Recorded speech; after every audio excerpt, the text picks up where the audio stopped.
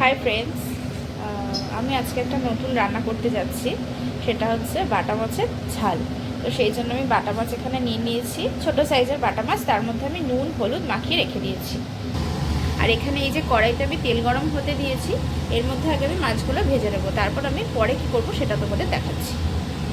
ও এখানে আমি একটু পোস্ত ভিজিয়ে নিয়েছি আর দুটো কাঁচা লঙ্কা দিয়ে নিয়েছি। আর আমার কাছে সর্ষের পাউডার ছিল, তাই আর আমি সর্ষে দিয়ে নিই, না হলে তোমরা একটু সর্ষে মিশিয়ে নিতে পারো, দিয়ে বাটতে পারো একসাথে।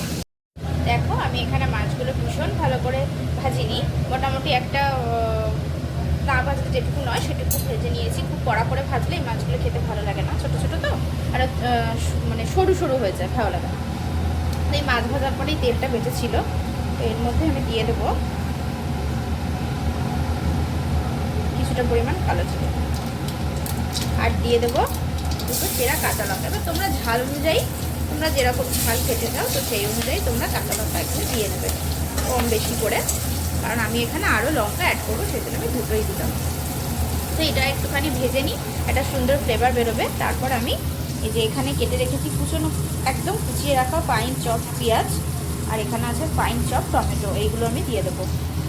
এখানে খুব সুন্দর একটা ফ্লেভার বেরিয়ে গেছে কাঁচা লঙ্কার কালো জিরের একটা, দেখবে খুব সুন্দর একটা গন্ধ বেরোনোর পর তোমরা পেঁয়াজটাকে দিয়ে দেবে, কারণ যে ফ্লেভারটা বেরোয় না, এই ফ্লেভারটা মাছের ঝোলটাকে আরও সুন্দর করে দেবে, মানে আরও টেস্টি করে দেবে।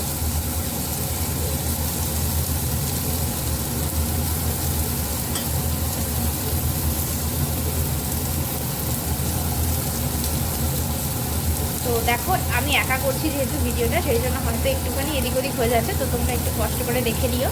তো চলো পেঁয়াজটা আমি এবার একটু হলুদ আর একটু নুন দিয়ে ভেজে নিই। দেখো এখানে পেঁয়াজটা ভাজা হয়ে গেছে, আমি এর মধ্যে এবার কুচনো টমেটোগুলো দিয়ে দিচ্ছি, দিয়ে এটাকে আমি ভালো করে একদম স্মুথ করে নেবো টমেটোগুলোকে। দেখো এখানে টমেটোগুলো পুরোপুরি গলে গেছে, টমেটো পেঁয়াজও অলমোস্ট গলে গেছে। তো এর মধ্যে আমি দিয়ে দেবো একটু লঙ্কার গুঁড়ো আর একটু কাশ্মীরি মির্চ। দেখো কালারটা পুরোপুরি বদলে গেল লঙ্কার গুঁড়ো দুটো দেওয়াতে। এবার আমি এর মধ্যে সেই পোস্ত আর সর্ষেটা যে রয়েছে বাটাটা, সেটা আমি মেশাবো। দেখো এখানে সর্ষে আর পোস্তটা মিশিয়ে দিয়েছি, দেখতেই পাচ্ছ। এটাকে আমি একটুখানি শুকনো শুকনো করবো, আর এই সময় দেখে নেবে যে এর মধ্যে নুনটা ঠিক আছে কিনা, বা পরেও দেখতে পারো, কারণ মাছে যেহেতু নুন আছে, পরে দেখাটাই আমার মনে হয় ভালো। আমি অল্প একটু দিয়েছিলাম, তো এখন আমি নুন দেবো না, মাছটা দেওয়ার পরে আমি নুনটা চেক করবো। দেখো এটাকে আমি কষিয়ে পুরো শুকনো মতন করে নিয়েছি।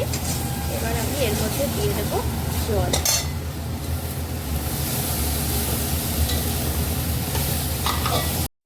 দেখো ঝোলটা খুব সুন্দরভাবে ফুটে গেছে, আমি এর মধ্যে এবার মাছগুলো ছেড়ে দেবো। এই সময় মাছগুলো না ছাড়লে না বোঝা যাবে না যে ঝোলটা কতখানি রাখতে হবে, কারণ এটা একদম গ্রেভি গ্রেভি হবে, হালকা ঝোল থাকবে। এখন একটু ফুটে মাছের ভেতরে যে ঝোলের যে টেস্টটা, সেটা ঢোকার জন্য অপেক্ষা করতে হবে। দেখো আমাদের মাছের ঝোলটা পুরো ডাল, ঝোলটা একদমই কম রয়েছে, দেখতেই পাচ্ছ। তো এই সময় তোমরা এখানে ধনে পাতা আর একটু কাঁচা তেল অ্যাড করতে পারো, কিন্তু আমার কাছে ধনে পাতাটা এখন নেই, কারণ আমার এটা করা, এই রান্নাটা করার কোনো প্ল্যান ছিল না, সেই জন্য হঠাৎ করে মনে হলো করলাম আর তোমাদের সাথেও শেয়ার করে দিলাম। আর কাঁচা তেলটা তো আমি অ্যাড করবো না। তো এইটাই ছিল আজকে আমার একটা মানে বাটা মাছের একটা অন্যরকম রেসিপি। তো ভালো লাগলে তোমরা অবশ্যই এটা ট্রাই করতে পারো বাড়িতে, খুব ভালো লাগবে গরম ভাতের সাথে, আর কিছুই লাগবে না। তো চলো আজকের ভিডিওটা আমি এখানেই শেষ করছি, দেখা হবে পরবর্তী কোনো একটা ভালো ভিডিওর সাথে। ততক্ষণের জন্য টাটা, সবাই খুব ভালো থেকে সুস্থ থেকো।